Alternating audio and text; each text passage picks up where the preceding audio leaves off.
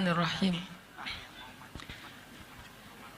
Assalamualaikum warahmatullahi wabarakatuh.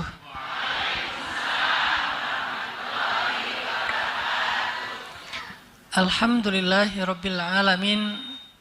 Alhamdulillahilladzi bi ni'matihi tatimmus shalihat wa bi fadlihi tatanazzalul khairat wal barakat wa bi taufiqihi tatahaqqaqul maqasid wal ghayat. Asyhadu an la ilaha illallah wahdahu la syarikalah wa asyhadu anna Muhammadan abduhu wa rasuluhu la nabiyya ba'dah. Allahumma salli wa sallim wa barik ala sayyidina wa habibina wa nabiyyina Muhammad wa ala alihi wa ashabihi ajma'in. Rabbi syrah li sadri wa yassir li amri wahlul 'uqdatan min lisani yafqahu qawli. Yang kita muliakan dan kita hormati ibunda kita, Bunda Sinta Chandra Sakura. Yang mana ya? Oh, ada di ya. Wah, atas ya, masih ada tamu. Kemudian Bapak Fauzi Yunianto, owner dari Brownies Cinta. Kemudian Ibunda Sari, owner dari Hotel Taman Sari ini. Terima kasih, semoga setiap kebaikan yang kita dapetin sore hari ini akan mengalir pahala kepada setiap fasilitator kita. Ada juga di sini sahabat saya Ustadz Irfan dari Solo, dari Wonosobo, yang sengaja datang untuk silaturahim, dan khususnya kepada seluruh peserta kajian muslimah Majelis Taklim Azkadina. Ya, Masya Allah. Semoga spirit perempuan, spirit ibu-ibu, spirit cewek-cewek. Kalau di NU itu ada muslimah, ada fatayat. Kalau bahasa saya ibu-ibu dan cewek-cewek. Karena cewek itu masih muda. Kalau ibu-ibu sudah dewasa. Bukan tua, dewasa. Muda lawannya dewasa, bukan tua. Jadi spiritnya tetap muda terus. Dan biasanya segala sesuatu itu kalau udah campur tangan ibu-ibu itu udah beres. Banyak hal kalau perempuan udah ikut campur tangan bukan jadi rumit, malah jadi mudah. Dan memang perempuan itu lebih kuat daripada laki-laki. Laki-laki itu kalau disuruh ngasuh anak sejam aja itu udah ngeluh ya. Dia ngomongnya saya capek kerja segala macam, seolah-olah pekerjaannya di luar rumah itu lebih berat daripada tugas istri di rumah. Coba suruh balik, perempuan sanggup kok kerja seharian di luar rumah. Tapi laki-laki nggak sanggup ngasuh anak walaupun cuman setengah hari di rumah, pasti ngeluh tuh. Suruh gendong anak tuh, gendong pakai 2 tangan, padahal tenaganya lebih kuat daripada perempuan, tapi dia ngeluh. Sementara perempuan menggendongnya di dalam rahim sampai nyesek, sampai susah berdiri, sakit tulang punggung, susah duduk, susah tidur, susah berbaring. Tapi alhamdulillah anaknya banyak ya. Nggak pernah kapok, anak 1 trauma, akhirnya nggak mau hamil lagi, enggak tuh.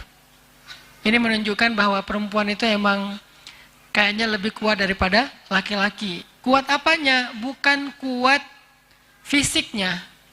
Kalau fisiknya memang fitrahnya laki-laki lebih kuat daripada perempuan. Tapi apa yang menjadi perempuan, yang menjadikan perempuan lebih tangguh daripada laki-laki? Kuat cintanya. Cintanya sangat besar. Sehingga ketika kita bicara tentang keluarga yang penuh cinta, maka orang yang pertama yang harus kita ajak bicara itu adalah perempuan.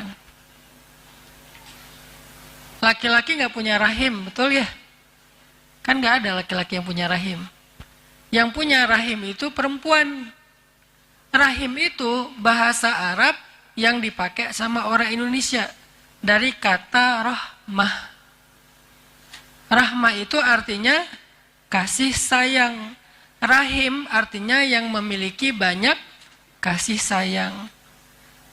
Kenapa kok kata rahim ini disematkan kepada perempuan? Karena memang yang punya kasih sayang yang besar itu adalah perempuan. Ibu,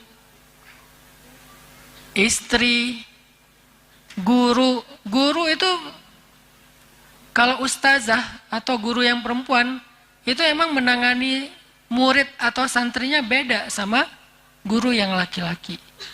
Dia mungkin tidak mengajarkan wawasan, dia nggak ngajarin teori, dia nggak ngajarin rumus, tapi ada satu hal yang dia ajarkan lebih daripada ustadz ataupun guru-guru laki-laki. Dia mengajarkan cinta.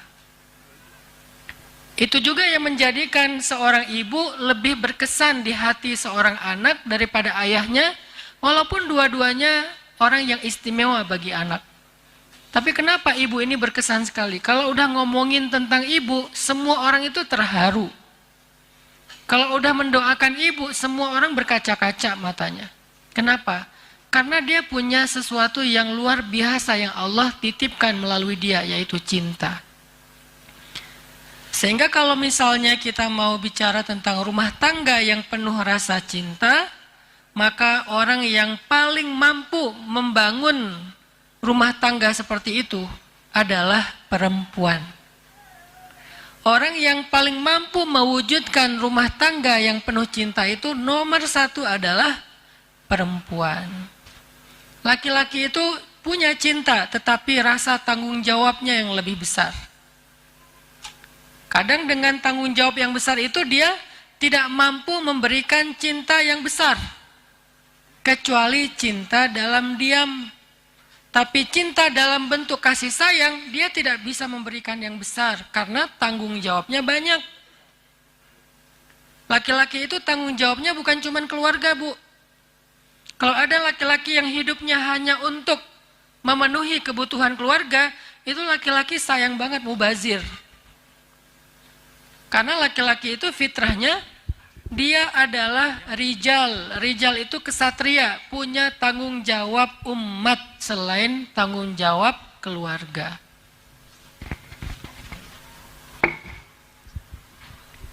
Jadi lebih kecil nggak sih? Jelas nggak suaranya di belakang? Jelas. Jadi ibu-ibu, laki-laki itu kenapa tidak bisa memberikan kasih sayang sebesar perempuan kepada keluarganya? Karena dia memiliki tanggung jawab yang lebih besar, tanggung jawab yang banyak. Bukan hanya bertanggung jawab untuk memenuhi kebutuhan keluarga, tapi laki-laki juga bertanggung jawab untuk mengangkat beban umat. Dia bukan hanya bekerja untuk meniti karir pribadi, dia harusnya menjadi salah satu di antara rohilah pengangkut beban umat. Ngurus dakwah, ngurus sosial, ngurus masyarakat, ngurus tetangga se-RT, RW, kampung, walaupun bukan ketua RT, RW. Tapi dia punya tanggung jawab itu sebagai laki-laki. Sehingga dengan sibuk dan banyaknya tanggung jawab laki-laki, dia sedikit waktu yang tersisa untuk keluarga. Makanya kurang akrab sama anak. Waktunya mungkin ada yang suami hanya weekend aja pulangnya. Saya berusaha sekali untuk punya quality time dengan anak-anak. Tapi karena banyaknya amanah dakwah yang harus saya jalankan, karena dakwah saya bukan cuma tablik, bukan cuma ceramah. Lebih banyak lagi justru programming, membuat program. Meeting sana, meeting sini, evaluasi yang ini, monitoring yang itu, cek program yang di sini dan seterusnya, sehingga waktu untuk keluarga itu sedikit. Kayak pekan ini saya udah keluar dari sejak Kamis pagi. Kemana? Ke Jakarta. Saya tinggal di Bandung, Bu. Dari Bandung saya ke Jakarta karena ada pertemuan dengan beberapa tokoh di Jakarta. hari Kamis itu ada 3 pertemuan. Dari mulai siang, asar, isya. Bukan ceramah, meeting, bikin program. Beres malam sampai ke tempat nginep di Jakarta jam 11 malam. Subuh-subuh langsung ke Semarang, terbang dari Jakarta. Di Semarang pagi-pagi ke dalamnya Habib Umar Al-Mutahhar. Kemudian habis Jumatan ke Habib Muhammad Al-Mutahhar. Kemudian malamnya maghribnya ke Gus Riyad Ahmad. Dan terus sampai hari ini, artinya memang tanggung jawab di luar rumah itu banyak. Sehingga sesekali saya ada di rumah, saya biasanya nemenin anak laki-laki saya yang mau berangkat ke sekolah mandi. Kemudian makan, saya temenin di meja makan sambil ngobrol. Walaupun saya punya driver, kalau saya lagi di Bandung, saya nyetir berangkat sekolah, saya anterin ke sekolah. Tapi nggak sering kayak gitu, paling seminggu sekali. Karena lebih banyaknya amanah-amanah yang lain. Lalu siapa yang bisa memenuhi kebutuhan keluarga ketika seorang laki-laki tidak mampu memenuhinya? Perempuan. Siapa yang bisa mengisi ruang-ruang kosong di dalam relung hati anak-anak ketika dia merasakan kekosongan dari ayahnya? Perempuan, ibunya. Makanya perempuan ini adalah tonggaknya keluarga. Jadi kalau mau melihat peradaban satu umat, pertama lihatlah keluarga mereka.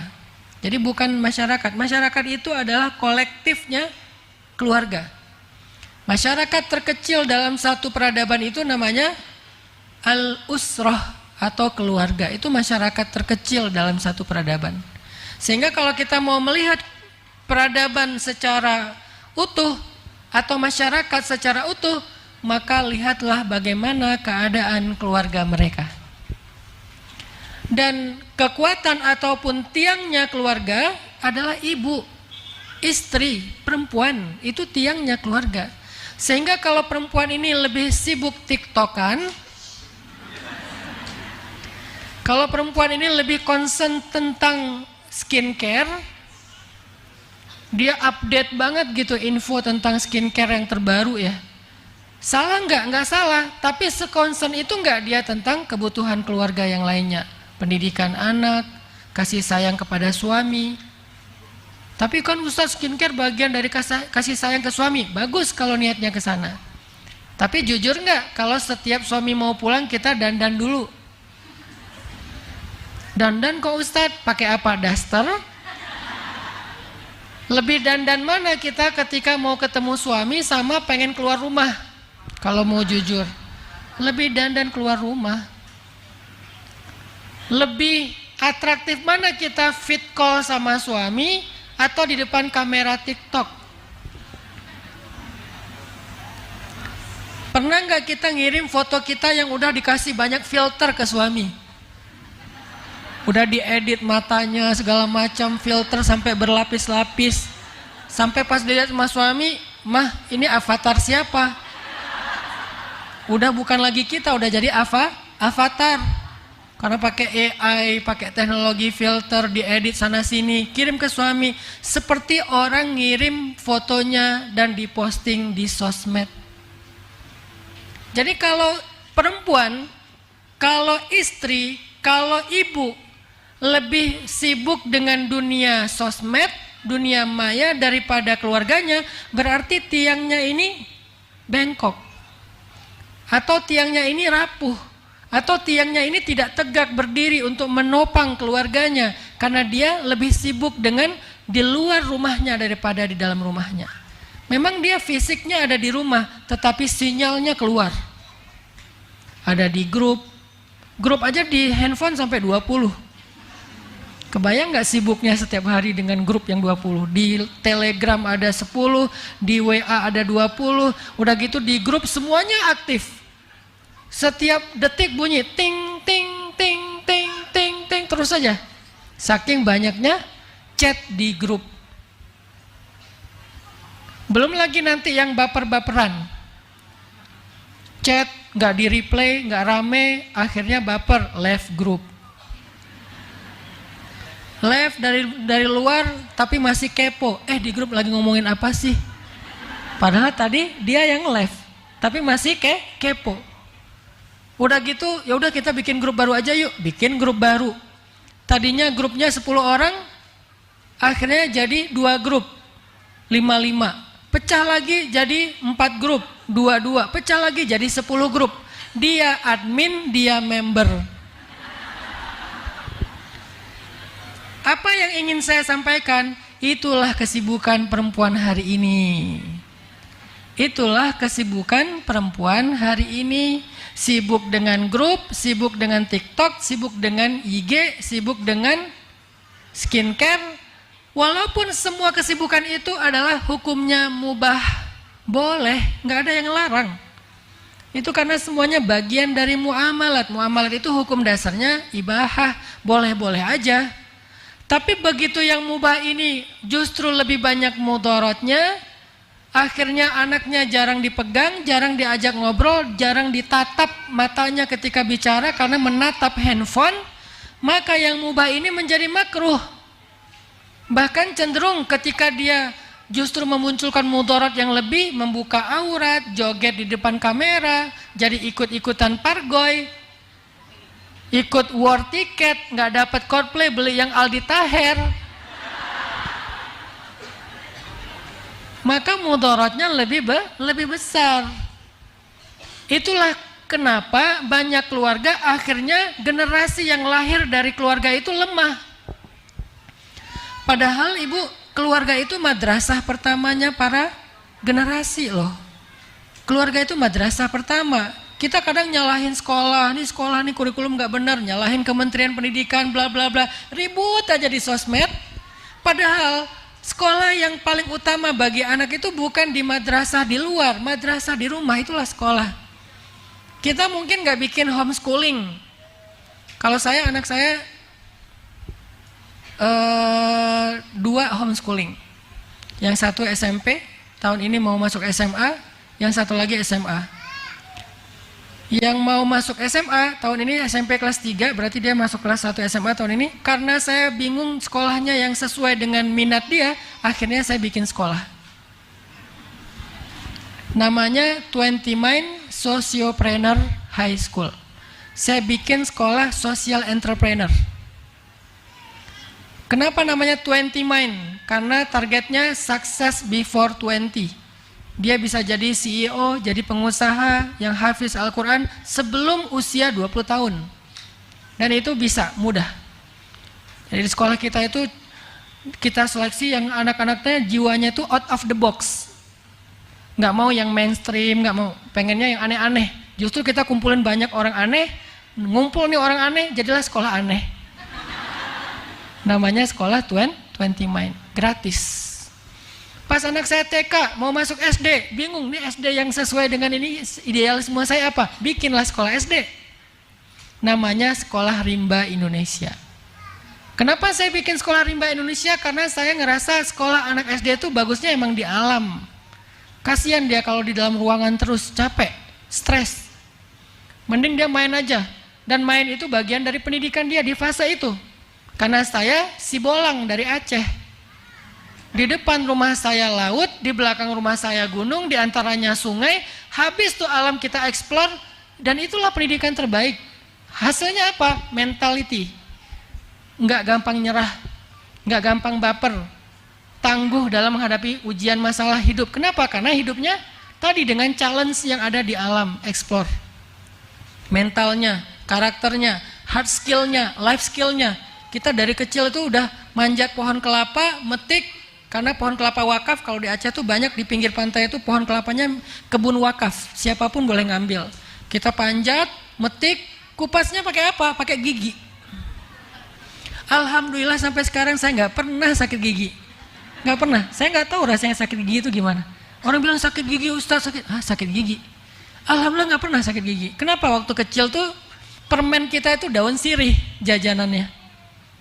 Sama mama dikunyah dulu sama emak saya, kunyah karena masih bayi, kunyah terus dikasih. Jadi selain daun sirih itu ada zat-zat yang sangat baik dari mulut ibu saya.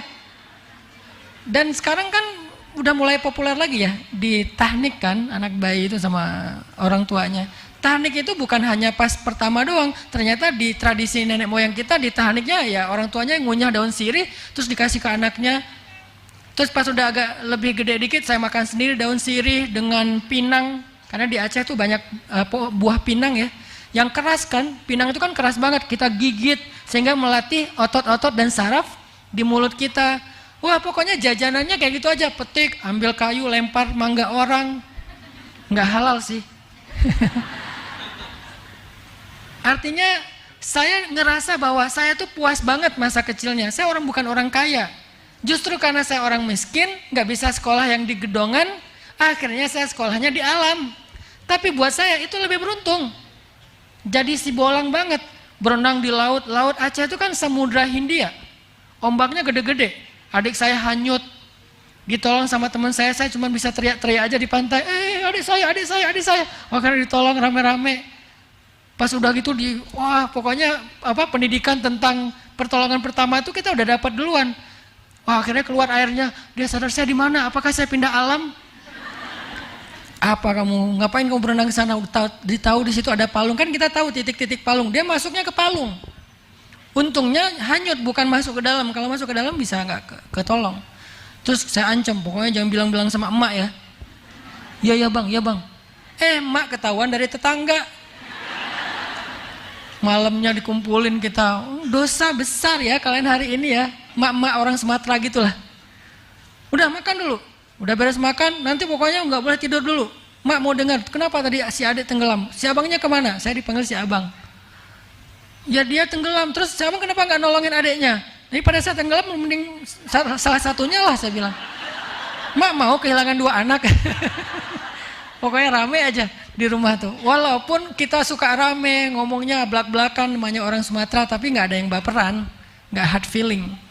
Main sampai malam, sampai maghrib tuh. Biasanya pulang sekolah kan jam 1 siang pulang sekolah tuh. Lempar tas, buka baju, jadi kita langsung lari, nggak pakai baju, cuma pakai celana merah itu, celana SD. Main hujan segala macam, main cari kodok, lemparin temen, sampai bunyi kena badannya, gitu, kena kodok. Kalau udah maghrib nggak pulang, ibu datang bawa balok. Abang, kata ibu dari jauh, udah lupa di mana rumah? Ingat ma, ingat, gitu, langsung balik. Kenapa kok bawa balok, kok ngeri banget? Gak pernah kita dipukul, itu cuma gertak doang. Artinya saya pengen anak saya belajarnya kayak gini nih. Belajarnya di alam, belajarnya bersama alam, mengikuti kurikulum alam. Apa kurikulum alam? Siklus. Akhirnya saya bikinlah sekolah rimba Indonesia. Belajar dari alam, bukan belajar di alam, tapi dari alam. Karena kita belajar kurikulumnya alam. Gratis. Saya nggak mau bikin sekolah yang mahal-mahal, bikin sekolah gratis. 9 hektar kawasannya, punya stable berkuda sendiri. Coba, sekolah mana yang gratis punya stable berkuda? Punya kolam renang dari mata air yang jernih. Punya farming, punya program living with the nature. Gratis, mau dia kaya, mau dia miskin, pokoknya gratis. Kok bisa Ustaz bikin kayak gitu? Karena saya pengen bikin tren sekolah gratis. Terus kalau sekolah gratis di mana? Di Bandung, bukan di Aceh. Kalau sekolahnya gratis, gurunya gimana? Gurunya nggak ada yang di bawah UMR, di atas UMR. Targetnya 3 kali lipat dari UMR, tapi sekarang belum bisa. Baru ada yang 2 kali lipat UMR. Jadi bukan mentang-mentang anak-anaknya gratis, gurunya juga gratis. Enggak, gurunya kita kasih kemuliaan walaupun belum layak. Karena di atas UMR buat saya belum layak. Minimal 3 kali lipat UMR, baru layak. Artinya apa? Artinya hari ini kita kalau berharap kepada pendidikan di luar aja nggak cukup. Walaupun di luar udah bagus. Sekolah-sekolah unggul udah banyak. Ada satu yang nggak bisa diberikan di madrasah di luar, yaitu kasih sayang. Di mana dia dapatkan itu? Dan kasih sayang itu pendidikan, bukan sekedar semacam emosional, semacam perasaan. Enggak, kasih sayang itu pendidikan penting. Orang kalau cukup kasih sayangnya, dia akan tumbuh dengan pertumbuhan yang sangat ideal. Kalau kurang kasih sayangnya, mau dia jadi profesor tetap aja nggak ideal. Mau wawasannya, teorinya, kejeniusannya di atas rata-rata, kalau kurang kasih sayang justru bahaya. Tapi kalau orang cukup kasih sayang, pertama untuk dirinya dia cukup, kedua muncul empati kepada orang lain. Karena dia tahu, bahasa kasih sayang itu dia tahu. Sehingga muncul empati, muncul peduli, muncul care. Akhirnya dia jadi orang yang bermanfaat. Itu tuh bukan karena dia tahu teori, tapi dia ngerasain. Jadi sejak kapan untuk jadi orang bermanfaat itu harus punya gelar? Itu pendidikan sekuler itu. Untuk jadi orang bermanfaat, untuk jadi orang sukses harus punya gelar. Itu pendidikan sekuler.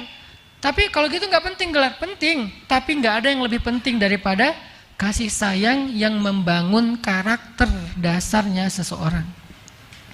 Itu yang menentukan seseorang sukses apa enggak. Karena orang yang punya gelar tapi karakternya ngejengkelin, banyak orang yang enggak akan mau bekerja sama dengan dia. Dia akan jadi orang yang terasingkan, walaupun gelarnya tinggi. Karakternya enggak bagus, bikin orang ilfil. Dan itu banyak seperti itu juga.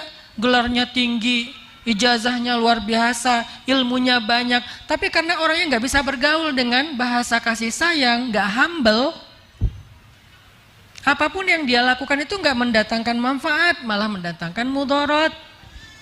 Jangankan di dunia karir, dalam dakwah sekalipun kayak gitu, ibu-ibu. Orang dakwah nih, ustadz, doktor, profesor, syekh, apa misalnya gelar apa akademik agamanya. Kalau akhlaknya nggak humble, dakwahnya nggak dengan kasih sayang, dakwahnya justru maki-maki orang, menjatuhkan orang lain, menghina orang lain, menyalah-nyalahkan orang lain, itu dakwahnya bukan malah menyambung ukhuwah, malah merusak ukhuwah.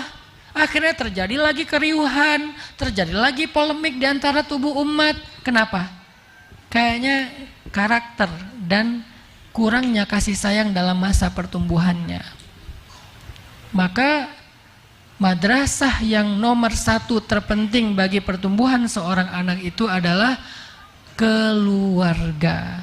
Dan keluarga itu murabbi atau mentor atau mursyid atau guru yang paling berpengaruh dalam pendidikan madrasah keluarga itu adalah ibu, istri, perempuan.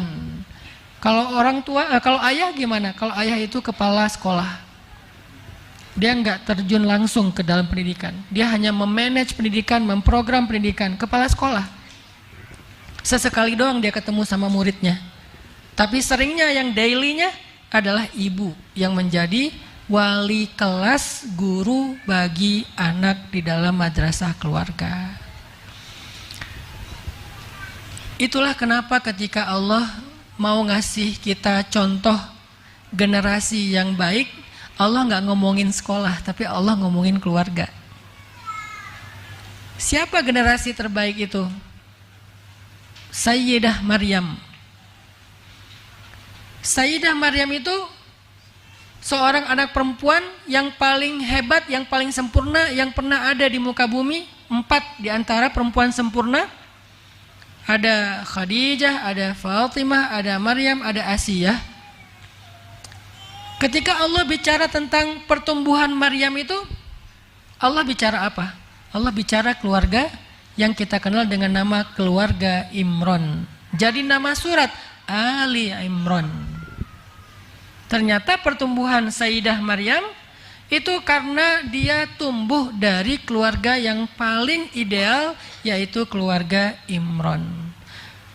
Fataqabbalaha rabbuha biqabulin hasanin wa ambataha nabatan hasana. Lalu Maryam tumbuh dengan pertumbuhan yang baik. Bagaimana Maryam tumbuh dengan pertumbuhan yang baik? Nomor 1, dia tumbuh dari keluarga yang baik. Keluarga Imron, ayah yang solih, ibu yang solihah. Kurang solihah apa istri Imron? Istri Imron itu adik kakak sama istri Nabi Zakaria. Kalau di kita itu kayak keluarga kiai. Kalau ini lebih tinggi, keluarga Nabi. Jadi terah keluarganya itu memang orang-orang baik semua. Sehingga istrinya Imron itu bisa dikatakan adalah iparnya Nabi Zakaria, karena adik kakak dengan istrinya Nabi Zakaria. Keluarga soleh-solehah semua. Atau kalau kita bicara tentang Nabiullah Ishak dan Nabiullah Ismail. Nabiullah Ishak dan Ismail adalah dua anak muda yang tumbuh dengan pertumbuhan yang sangat baik. Tahukah kita rahasianya apa? Keluarga. Keluarga siapa? Ala Ibrahim. Keluarga Ibrahim. Keluarga Ibrahim ini uniknya, Nabi Ibrahim meletakkan satu keluarganya di Palestina, satu keluarga lagi di Mekah, jauh. Dulu nggak ada pesawat, sehingga untuk bisa mengunjungi salah satunya butuh waktu berbulan-bulan. Yang uniknya, Nabiullah Ibrahim meletakkan keluarga Ismail, anaknya bersama ibunya di Mekah, yang dikunjungi setelah beberapa tahun sekali. Lama nggak dikunjungi. Tapi kok bisa ya Ismail menjadi anak yang keren banget? Sekeren apa coba? Ketika Ibrahim datang setelah Ismail sudah usia remaja, usia sekitar 14 tahun atau 12 tahun, udah baligh. Tiba-tiba Ibrahim dapat mimpi, dan mimpinya Nabi itu adalah wahyu. Kata Ibrahim, "Ya bunai, wahai anakku tersayang, inni ra'aitul fil manami anni azbahuk." Aku bermimpi bahwa aku menyembelihmu. Fanzur madza tara. Gimana pendapatmu wahai anakku tersayang? Artinya ayah dapat perintah dari Allah. Soalnya mimpi ayah itu wahyu, ayah Nabi. Ayah dapat perintah dari Allah untuk menyembelihmu wahai Ismail. Gimana pendapatmu wahai anakku? Apa kata-kata Nabiullah Ismail?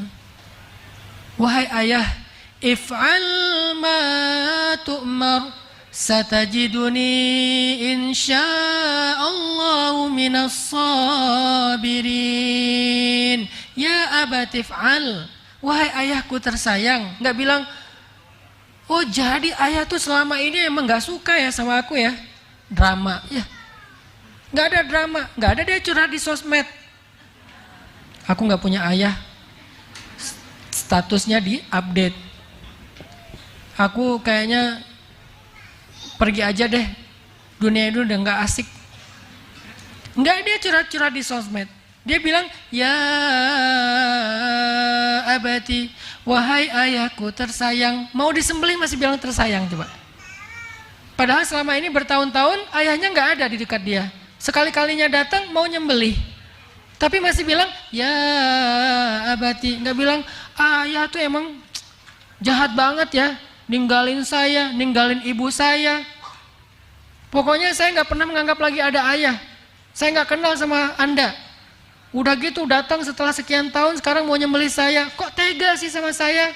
Kok ayah, apalagi sih yang ayah pengenin dari kami? Nggak ada drama-drama Indosiar tuh, nggak ada. Terus jawabannya apa? Ya abati, wahai ayahku tersayang. If'al ma tu'mar, lakukanlah perintah Allah. Oh, ayah nggak usah khawatir, ayah jangan galau, itu perintah harus dilaksanakan. Satajiduni insya'allahu minas sabirin. Ayah nggak usah khawatirin aku. Ayah nggak usah pikirkan aku. Aku akan berusaha menjadi orang-orang yang sabar. Ayah jangan menentang Allah. Ayah jangan bermaksiat sama Allah. Ayah jangan abaikan perintah Allah. Lakukan, nggak apa-apa, nggak usah pikirin aku ayah. Pikirin aja perintah Allah, aku akan bersabar. Kok bisa anak kayak gini?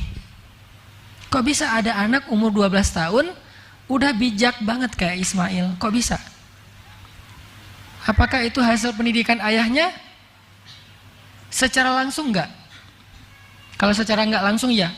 Kalau secara langsung enggak, karena ditinggalkan sekian tahun. Dia adalah hasil pendidikan Hajar, ibunya yang solehah. Gak pernah Ismail dendam sama ayahnya. Kenapa? Karena ibunya kalau ngomongin tentang Ibrahim di depan Ismail selalu membicarakan yang baik-baik, dan emang baik. Jadi seringkali clash antara anak sama ayahnya itu provokatornya tuh ibunya. Kamu jangan sampai kayak bapak kamu ya. Nah itu tuh kalimat yang sering anak-anaknya tuh didoktrin, jangan kayak bapak, jangan kayak bapak, jangan kayak bapak. Akhirnya yang dia bayangin bapaknya tuh monster. Nanti bapaknya balas, Mbak, kamu nanti kalau udah gede yang benar ya, jadi perempuan, jangan kayak ibu kamu. Kayak ibu, kayak ibu, kayak ibu, kayak ibu. Akhirnya ibunya menjadi perempuan yang mengerikan di benak anaknya. Ini kerjaan dua orang tua ini. Sedangkan Sayyidah Hajar kalau bicara tentang Ibrahim di depan Ismail pasti yang baik-baik. Ayah kamu itu seorang nabi, dia itu khalilullah, dia itu kekasih Allah, dia itu taat banget, dia itu soleh banget, dia bertanggung jawab, dia nggak ninggalin kita nak, jangan pernah kamu berpikir ayah ninggalin kita, itu perintah Allah. Ayah tuh nggak tega aslinya, tapi ayah itu harus menjalankan amanah dari Allah. Karena dia seorang nabi, diceritain, dibela Ibrahim di depan Ismail. Sehingga yang terbayang tentang sosok ayah bagi Ismail adalah ayah yang ideal. Apakah kita membicarakan suami kita yang baik-baik di depan anak kita sehingga muncullah sosok ideal walaupun dia jarang ketemu dengan ayahnya? Itulah ibu, peran ibu kayak gitu emang. Jangan sampai dia berpikir gini, ayah nggak hadir pas aku ulang tahun. Sabar ya nak, ayah kamu memang kayak gitu. Kemarin aku tampil di sekolah, ayah juga nggak nonton. Ya ayah kamu tuh lebih memilih kliennya daripada kamu. Terus aku bikin raport, ayah juga nggak hadir ngambil raport aku. Ya itu, ayah kamu tuh memang kalau udah kerja lupa diri. Terus aja ngejelekin ayahnya, sehingga anaknya tuh punya banyak reason untuk membenci ayahnya. Harusnya kita yang memahamkan. Ayah tuh pengen datang banget, ayah tuh kemarin cerita kok sama mama pengen datang banget tapi nggak bisa mengelak, ini ada pertemuan penting. Mama tahu kok gimana ayah sama kamu, dia perhatian kok, dia nanya kok kemarin gimana tampilan kamu. Ayah minta di videoin dan udah mama kirim ke ayah dan dia nonton, dia ketawa senang, ceritain yang baik-baik tentang ayahnya. Kalau dia nggak bisa hadir, maka hadirkan dalam rasa cinta. Itu peran perempuan yang penting banget tuh. Jangan kita baper kita dengan suami ditunjukin depan anak. Sebel kita kepada suami curhatnya ke anak. Mama kenapa nangis? Ya kenapa lagi, masa kamu nanya? Emang ada yang bikin mama nangis di dunia ini selain bapak kamu? Ini akhirnya dia benci banget sama bapaknya. Ya emang fitrah laki-laki itu tanggung jawabnya besar, jarang di rumah, banyak amanah, sehingga nggak banyak waktu seperti perempuan. Maka tugas perempuan nge-backupnya, setelah nge-backup menceritakan figur ayah yang ideal kepada anaknya. Insya Allah juga laki-laki nanti di bab saya ceramah depan bapak-bapak juga kayak gitu. Kalau ngomongin kepada anak perempuan tentang ibunya, bicara yang baik-baik supaya dia mengidolakan ibunya sebelum mengidolakan yang lain, supaya ini mengidolakan ayahnya sebelum mengidolakan yang lain. Anak perempuan supaya menjadikan ayahnya first love-nya dia. Anak laki-laki supaya menjadikan ibunya first love-nya dia. Tapi kalau anak perempuan, siapa orang yang pertama menghancurkan hati kamu? Ayah. Anak laki-laki, kapan kamu pertama kecewa? Aku kecewa sama ibu. Berarti kehancuran hidupnya dimulai dari rumah. Makanya ketika kita bicara tentang Ismail, kok nggak dendam ya Ismail sama Ibrahim? Padahal ditinggal sekian tahun loh. Malah bukan hanya nggak dendam, baik banget sama Ibrahim. Ketika Ibrahim datang mau nyembelih, dia malah sabar. Dia malah meminta ayahnya untuk tegar. Dia yang bilang ke ayahnya supaya tegar. Kok bisa? Oh ternyata itu semua hasil perjuangan Sayyidah Hajar untuk menjelaskan atau membangun sosok ayah imajinatif kepada Ismail tentang Ibrahim alaihissalam.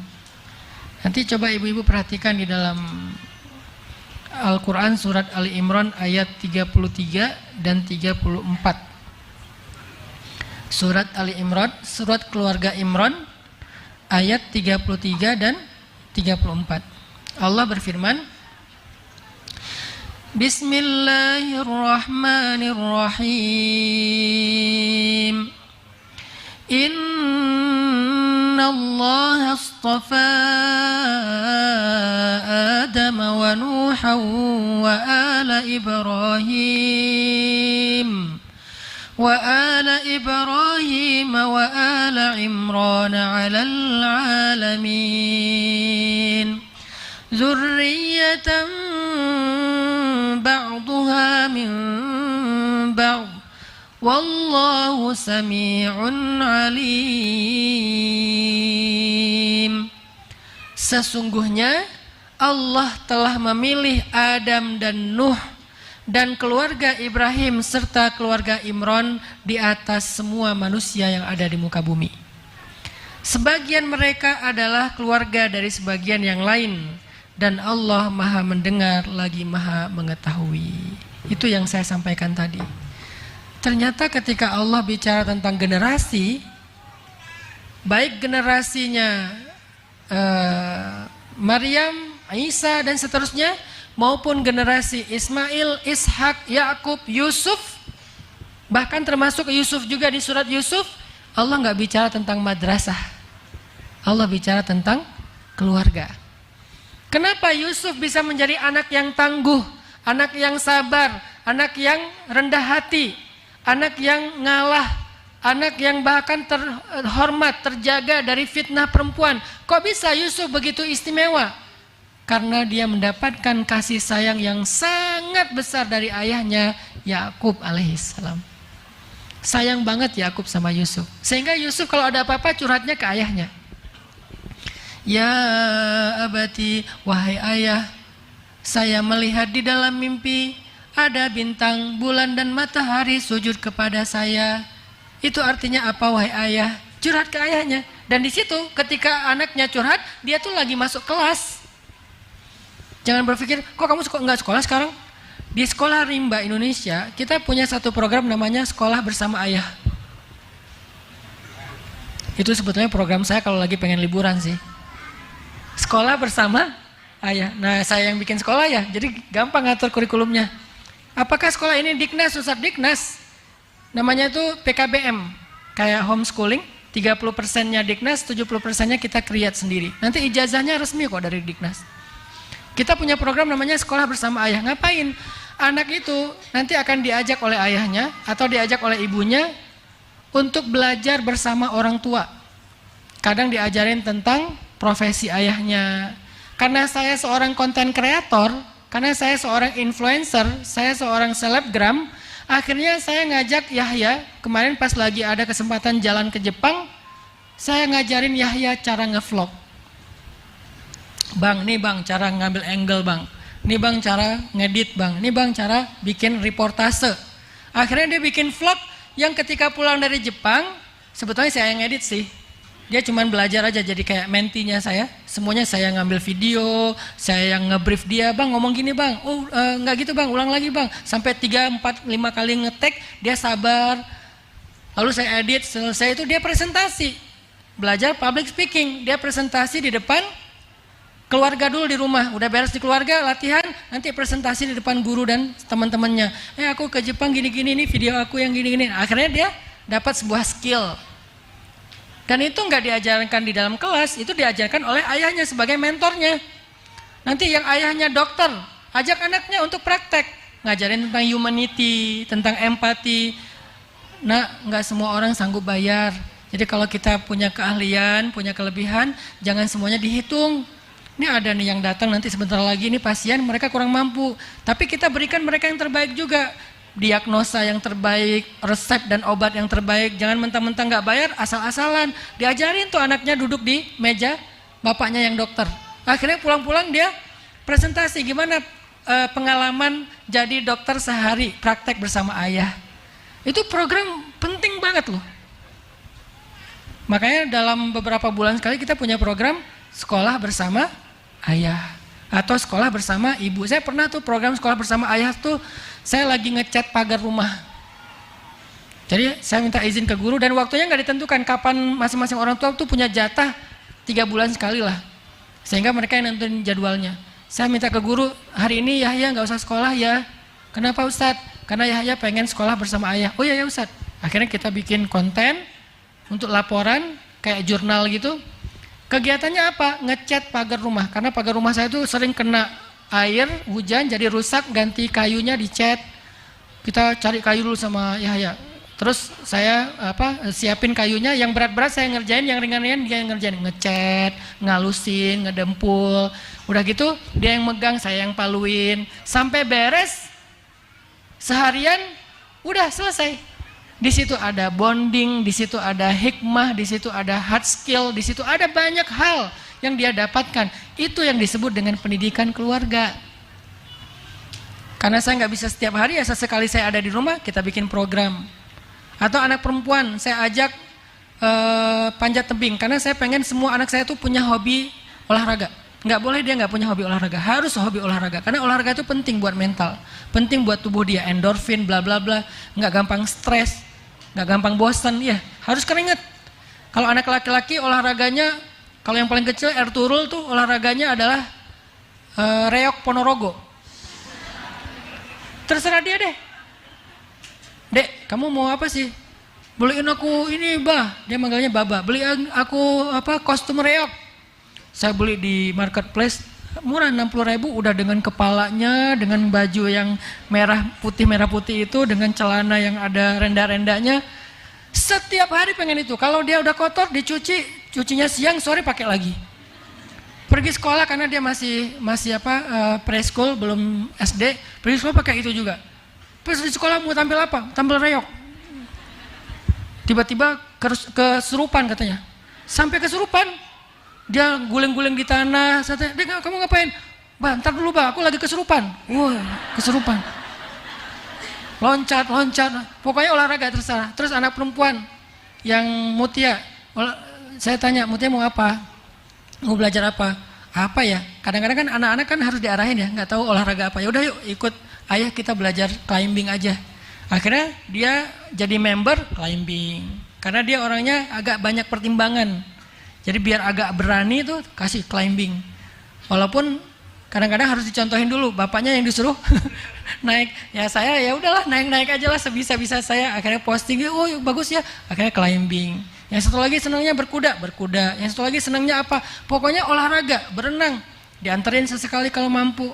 Itu pendidikan yang bisa diberikan oleh ayah, ibu yang lebih berat dari itu. Ayah tuh merasa penting banget, padahal nggak penting sih sebetulnya. Ngajak main, ya, ngajak project. Cuman tetap ada sesuatu yang jadi membangun behavior mereka, membangun karakter mereka, banyak hal yang terbangun lewat pendidikan ayah. Tapi tetap aja ibu. Kadang-kadang dia sebel sama ayahnya, kadang-kadang dia capek, ayahnya kadang-kadang suka maksa, namanya cowok gitu kan. Ibunya yang ngedorong.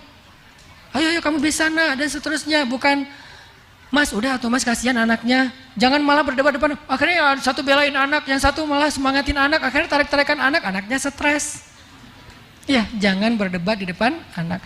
Maka ketika Allah bicara peradaban, Allah bicara tentang anak, bicara tentang generasi, ternyata Allah bicara tentang keluarga. Yakub, Zakaria, siapa lagi? Imran, Ibrahim, semua bicara peradaban dan masyarakat, generasi-generasi terbaik, selalu yang dibahas itu keluarga, ayahnya, ibunya, ayahnya, ibunya. Maka semoga kita di sini bisa menjadi tiangnya peradaban. Yang kedua, yang terakhir adalah lalu bagaimana antara kita dengan pasangan. Tadi kita bicara tentang generasi, anak, seterusnya. Karena sebetulnya nggak akan baik kondisi pertumbuhan anak kita kalau suami istri itu tidak berkasih sayang. Kalau suami nggak berkasih sayang kepada istri dan sebaliknya, anak juga nggak akan mendapatkan kasih sayang yang utuh. Indonesia sekarang sedang mengalami krisis rumah tangga. Angka perceraian sangat tinggi di Indonesia. Mungkin cerai itu gampang kali sekarang. Ya, dengan bercerai mungkin dia lebih mudah untuk punya pilihan-pilihan yang lain dan seterusnya. Sangat tinggi. Ada yang viral, ada yang nggak viral. Yang nggak viral lebih banyak daripada yang viral. Di tempat istri saya tuh di Bojonegoro. Tahun 2022, dalam 1 tahun sekian ribu kasus perceraian. Kalau dibagi per hari itu lebih daripada 30 kasus perceraian. Itu kabupaten. Setiap hari ada 30 janda baru dan duda baru. Bukan janda mana ya, bukan ya. Nggak pakai nada Melayu itu ya. Kayaknya itu lagu juga muncul karena banyaknya fenomena perceraian. Akhirnya muncul lagu, kan lagu itu kan menyikapi fenomena ya. Berarti kita sedang mengalami krisis keluarga. Tingkat perceraiannya tinggi di Indonesia. Dan makin kesini tuh makin nambah, makin tinggi. Bukan makin turun, makin tinggi. Lalu dengan kondisi seperti ini, gimana kita berharap anak akan mendapatkan cinta yang utuh, kemudian tumbuh dengan pertumbuhan yang baik? Sulit. Walaupun bukan berarti nggak mungkin. Kalau yang Allah takdirkan memang sudah mungkin jadi single parent, ayah atau ibu, la tayasu, jangan putus asa.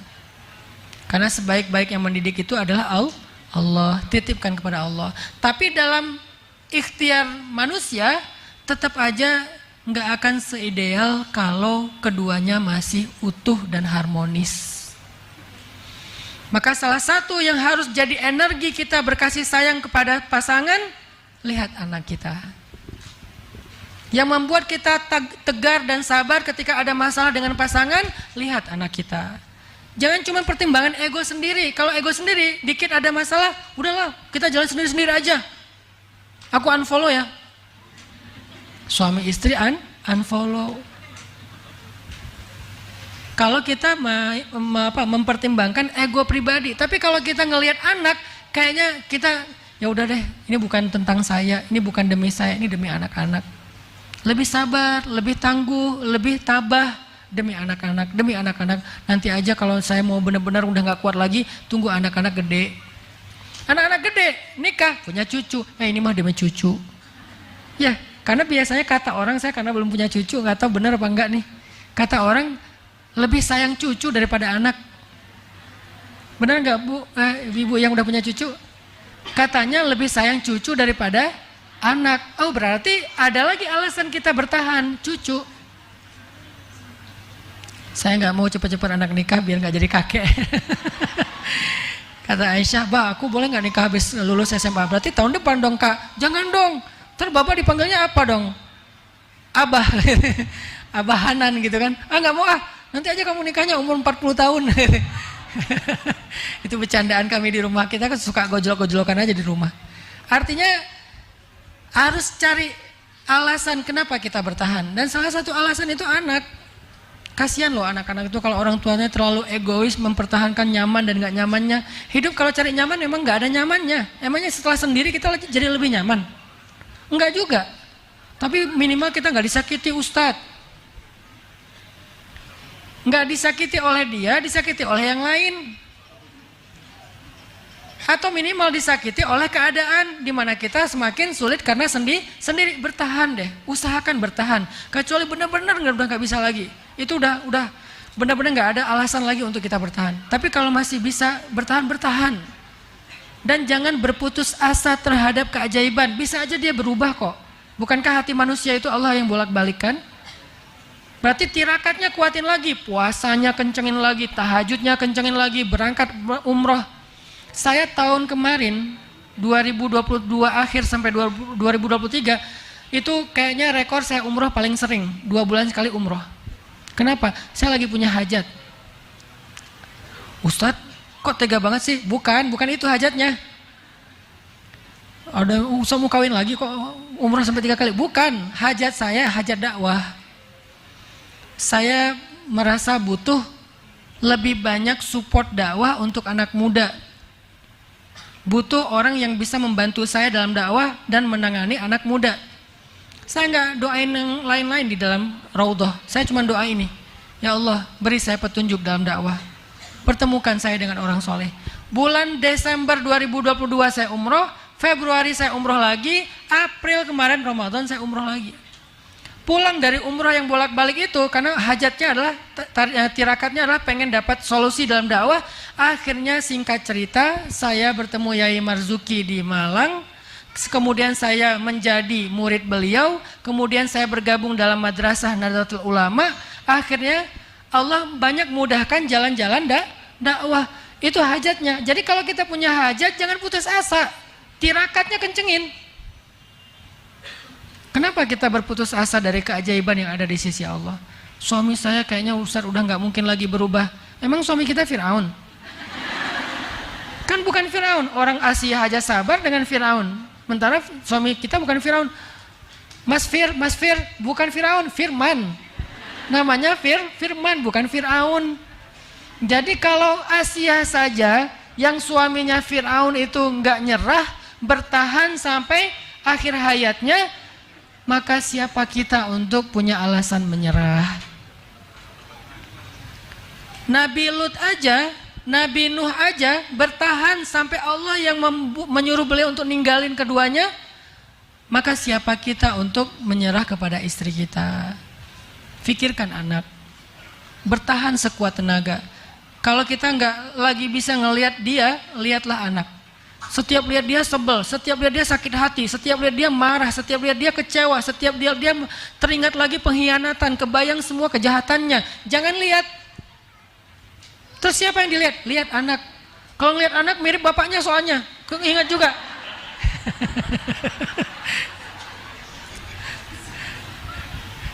Ya. Pokoknya anaknya itu 11-12 sama bapaknya. Ya wajahnya, ya gayanya.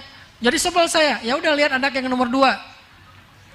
Anak nomor 2 perempuan, mirip mantan bapaknya Ustadz. Wah, ini rumah tangga apa gitu kan? Kok berat sekali ujiannya. Lihat anak. Insya Allah kalau lihat anak kita lebih sabar, muncul lagi rasa sayang.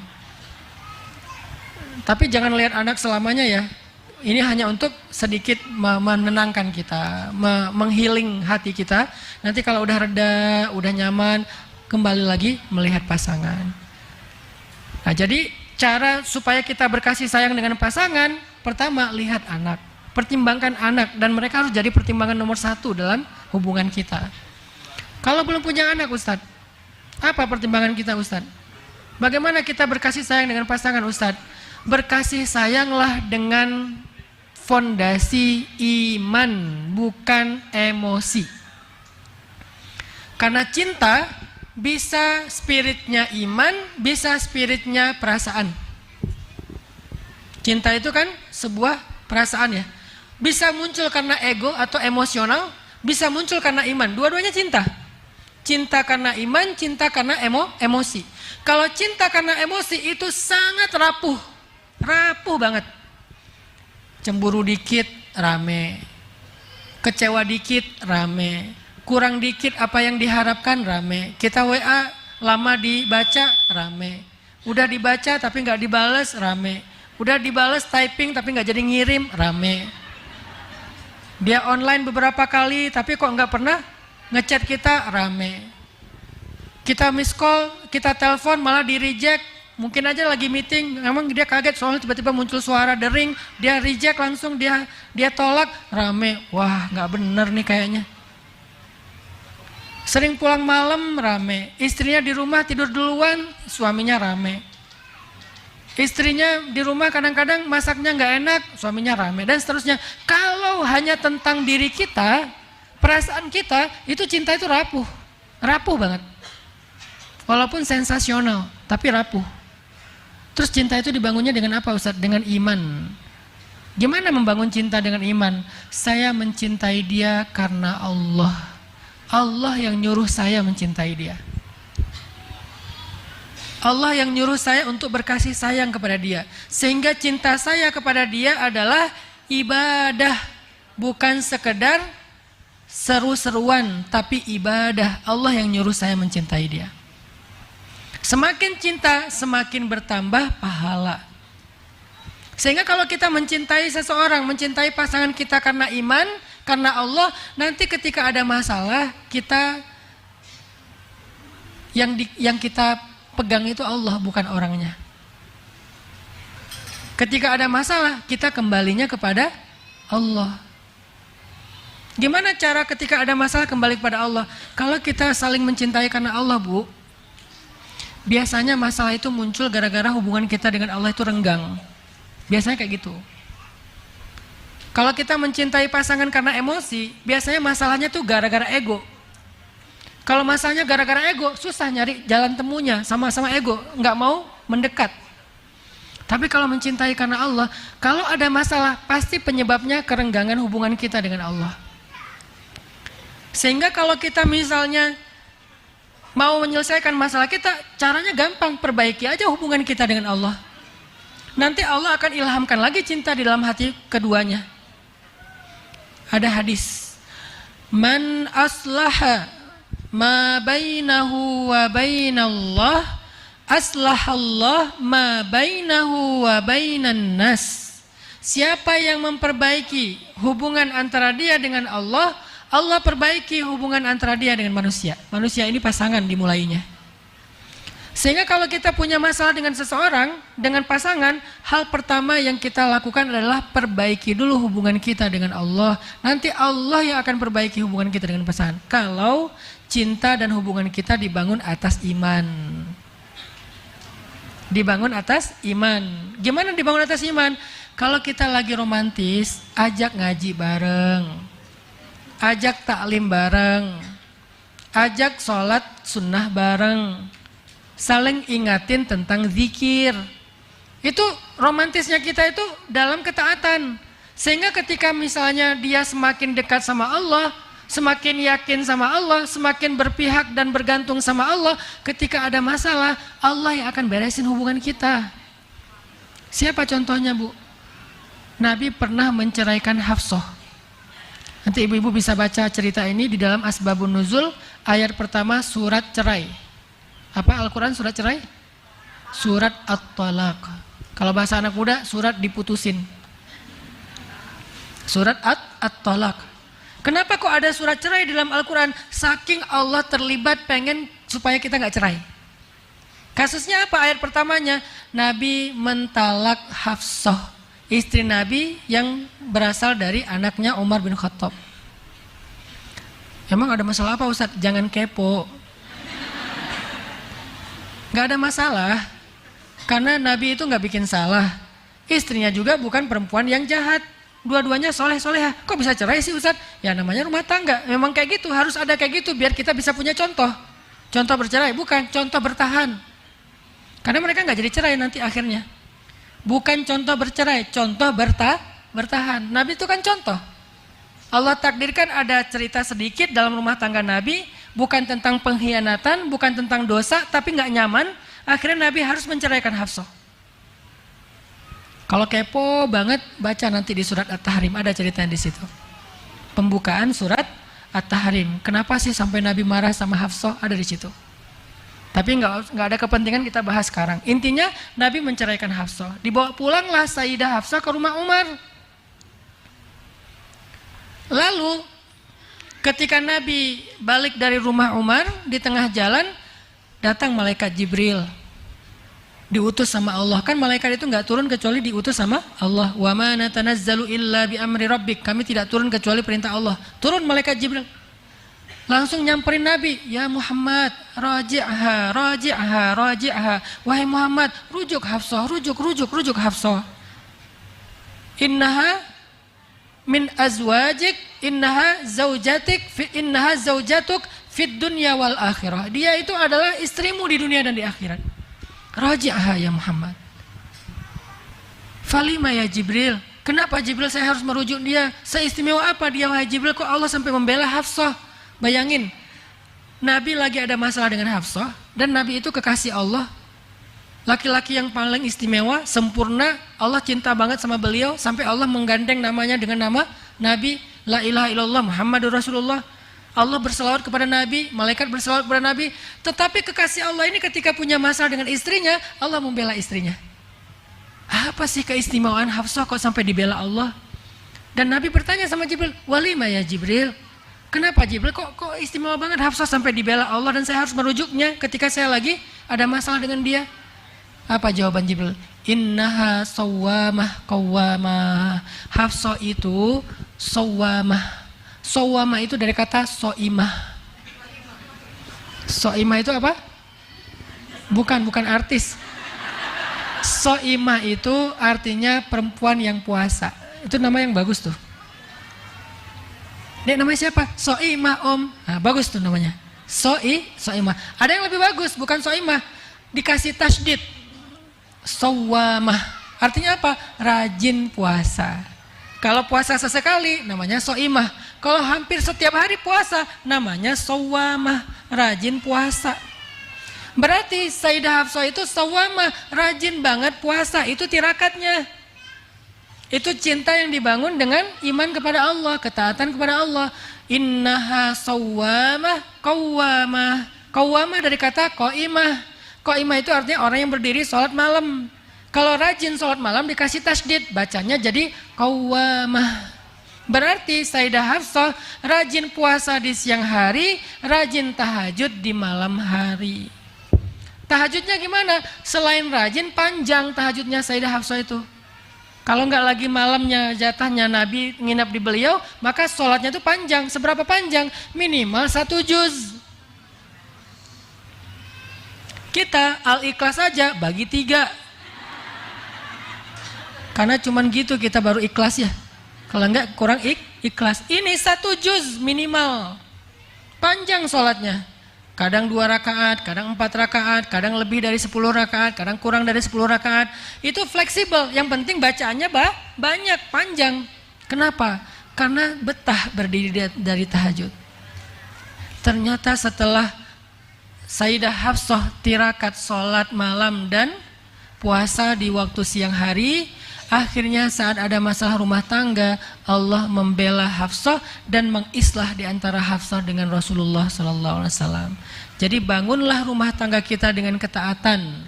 Bukan hanya it's my dream mas, not hers. Kapadokia it's my dream ya, bagus, nggak apa-apa jalan-jalan Kapadokia kek, atau mungkin jalan-jalan ke Gunung Kidul, silakan aja, bebas lah mau kemana aja ya. Tapi bukan itu fondasi romantisme kita, itu hanya hiburan.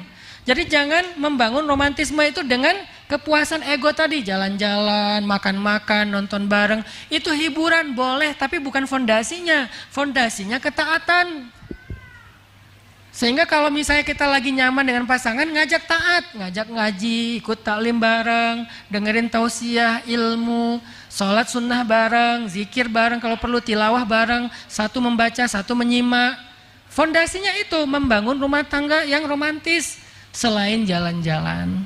Mudah-mudahan 2 nasihat ini bisa menjadi penyemangat ibu-ibu untuk menjadi pejuang rumah tangga, menjadi tiang rumah tangga, menjadi murabbiyah bagi madrasah anak-anaknya di rumah, sehingga dari rumah tangga kita yang baik, insya Allah akan lahir peradaban Islam yang baik.